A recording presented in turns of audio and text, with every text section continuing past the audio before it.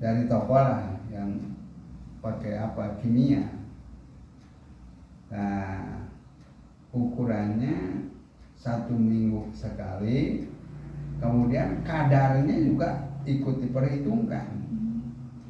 Saya ini nanam 200 pohon, penanam pemupukan pertama 2 sendok. Itu dua rupa ya, 2 sendok, yang satu ini, yang ini 2 sendok. Tinggal lihat aja pupukan itu di saung ya. Nah, 2 sendok dicampur dengan tai kolong ya, tai domba, tapi airnya saja. Tidak dengan tai domanya, airnya saja. Sebab nanti ini butuh proses yang lama. Kalau dengan sekaligus dengan tai dombanya nanti habis. Yang nggak dibutuhkan airnya. Buat drum, kemudian ditutup supaya jangan keluar, supaya apanya gasnya atau apanya proteinnya jangan sampai kurang. Itu cukup 2 ml 2 ml balkon yang gede. Itu ukurannya 1 cangkir, 1 pohon itu 1 cangkir. Itu berarti cuma menghabiskan pupuk cuma 8 sendok. Nah gitu. Nah, minggu keduanya sudah mulai ditingkatkan, sebab tanaman mulai besar, mulai membutuhkan makanan yang sempurna. Nah, ditingkatkan, sudah mulai tadi 2 sendok dari 1 macam, tingkatkan menjadi 3. Nah, penanaman yang ketiga sudah mulai 4 sendok, berarti dari 2 macam itu 8 sendok dicampur dengan air tai domba itu. Jadi bukan dari air biasa, bukan. Nah, itu sudah kelihatan. Nah, sekarang sudah mulai 1 macamnya 5 sendok, berarti sudah 10 sendok. Pohon udah mulai gede, udah mulai berkembang, montok tertuna. Terus gitu. Itu setiap 1 minggu sekali. Kalau kita siap secara rutinitas seperti itu, buah pepaya nanti besar-besar.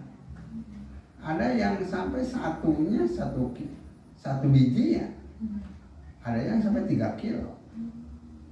Nah, kalau misalnya saya nanam 200 ya, 2 kintal 1 kali panen dapat. Nah, 2 kintal sekarang harga 3,5. 1 kali panen 1 minggu sekali sudah 700.000 penghasilan. Untuk membayar anak kuliah cukup. Itu aja. Terus gitu. Cuma rumput yang di bawah harus dijaga. Berarti tangan kita juga jangan pakai tangan yang malas. Setiap kita menuju ke kebun mesti ada rumput yang disabut. Jangan ditunggu besar, kalau ditunggu besar rumput kan sudah mulai mengakarnya lebih jauh, untuk dicabutnya lumayan berat. Itu maka baru segitu kan mudah. Jadi jangan pakai tangan yang malas. Ya, namanya tani seperti itu. Nah itu, nah, alhamdulillah itu baru 2 bulan sudah sebesar gitu, sehat. Nah, udah dikontrol orang-orang tenaga ahlinya, bagus. Saya juga bukan asal-asalan, tapi tanya dulu ke PPL, tanya dulu ke pertanian. Jadi jangan kita nekat. Ya. PPL itu Penyuluh pertanian yang ada di daerah, misalnya setiap desa juga ada PPL. Kita tanya ke sana. Yang kedua, jangan ada banyak pohon-pohonan. Jadi istilahnya tanah yang terbuka, seperti contohnya di situ nggak ada pohon-pohonan. Nah gitu, makin berkembang. katanya 5 bulan berikutnya sudah mulai berbuah. Kalau tidak dipupuk seperti begitu, kalau sudah tinggi baru berbuah, kan kita rugi. Kalau segini udah berbuah kan untuk mencapai 1 meter atau 3 meter kan berapa tahun itu. Tapi kalau dari bawah kita sudah mengambil keuntungannya. Mungkin itu banyak juga yang kesalahan-kesalahan yang dilakukan. Nah, kebanyakannya orang nekat. Kita itu kan di dunia, mesti pakai ilmunya, ilmu dunia. Tanya ke PPL, ke ahli-ahli pertanian. Ini saya nih dalam keadaan tanaman seperti ini. Oh, ini cara penanggulangannya. Nah gitu. Jadi nggak ada saya daun rumput dan sebagainya, segar. 1 minggu sekali, besok bagian pemupukan. Gitu. Saya tidak menyuruh santri, santri kan sedangnya aja. Santri bukan kita dibuat apa istilahnya pembantu, bukan. Cuma kalau masa-masa darurat baru santri diterjunkan. Menjadi pembelajaran. Ya, pembelajaran. Kalau sekarang mau disetukan cara penanaman ikan sudah mulai oleh santri. Ini 3 dari kalau itu dari ikan ya. Yang kedua harus pakai pupuk itu makanan tradisional untuk menguatkan biotiknya supaya kuat.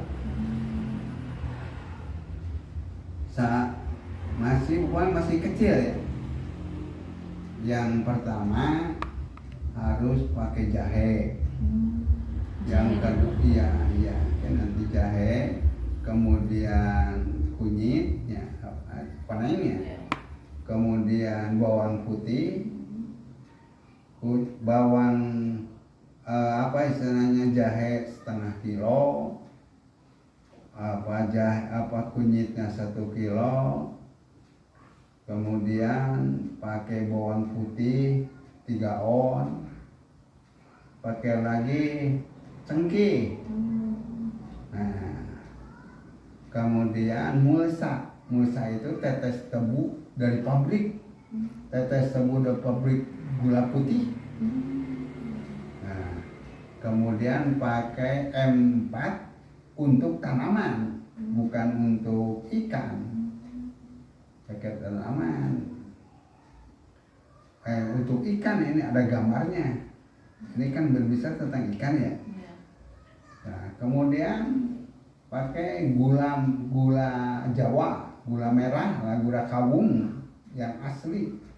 Itu cukup bagus sih. Yang kedua, udah aja sekaligus di blender. Misalnya kita menyediakan satu botol aqua yang gede tuh, yang 1 galon untuk sekian bulan nggak apa-apa. Saat ini kan nggak ada kimianya. Kalau makin lama disimpan, ditutup, makin bagus kimia. Nah, berkembang. Jadi ini saya pernah 2 kali percobaan. Waktu menanam sama 3.000, tapi nggak kayak begitu. Cuma ditanam pakan gitu.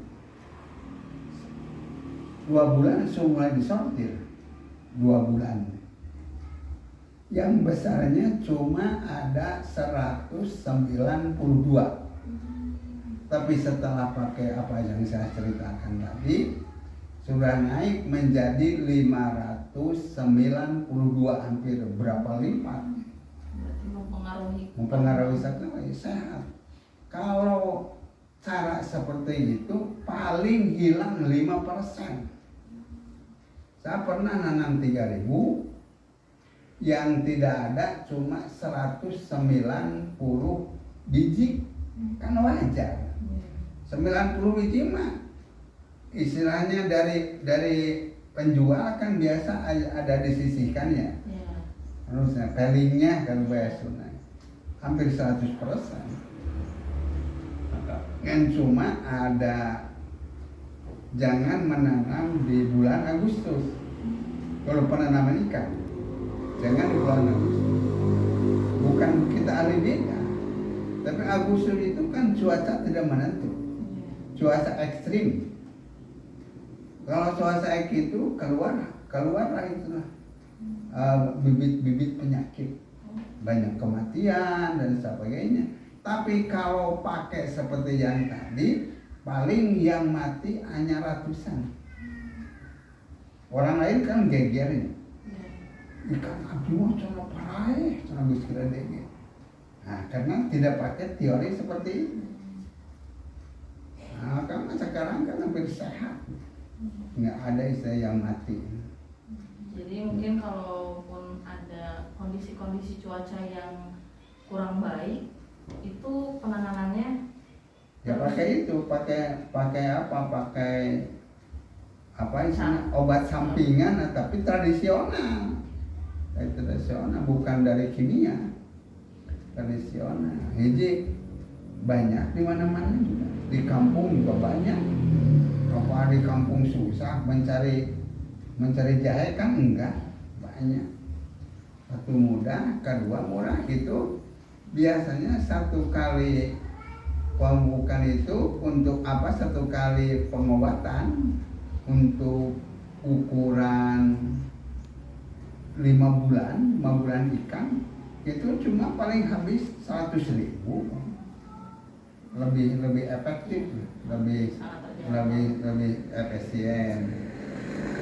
Nah, itu juga kami pengalaman dari tukang-tukang ikan. Ini direncanakan sampai dijual sampai ukuran 1,5 kilo, jadi 1,2 kilo. Kalau 1,2 kilo 800, sudah kelihatan ada 4 kintal. Itu secara teori. Adapun hasilnya ya urusan nanti. Kita kalau berbicara masalah bisnis pertanian, ulah ngandal ketika karena kudrat Tuhan. Kudrat Allah ada di hati kita. Yang tumbuh segalanya Allah yang menumbuhkan. Tapi kita pakai teori ahli pertanian, tanyakan ke PPL. Perikanan juga tanyakan ke PPL. Memang disitulah keilmuannya.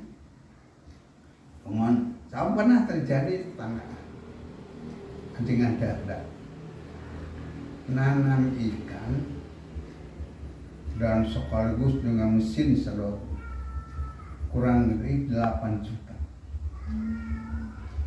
Dan uangnya itu pemberian dari pemerintah. Semuanya ludes, nggak ada yang hidup satu. Sebab air baru datang, tadinya kemarau ya, baru datang airnya sudah ditanami ikan. Itu bagi gurame nggak senang.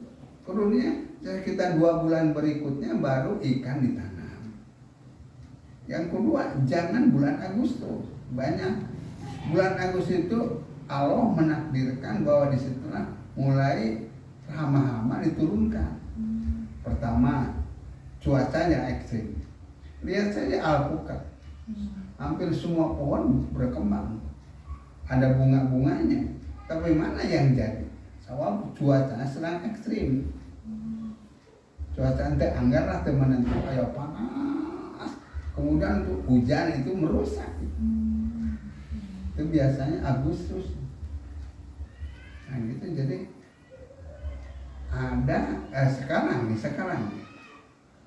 bulan bukan tidak cocok dipakai nanam tanaman darat gitu. Saya padi sih dan nggak masalah. Tanaman darat nggak cocok.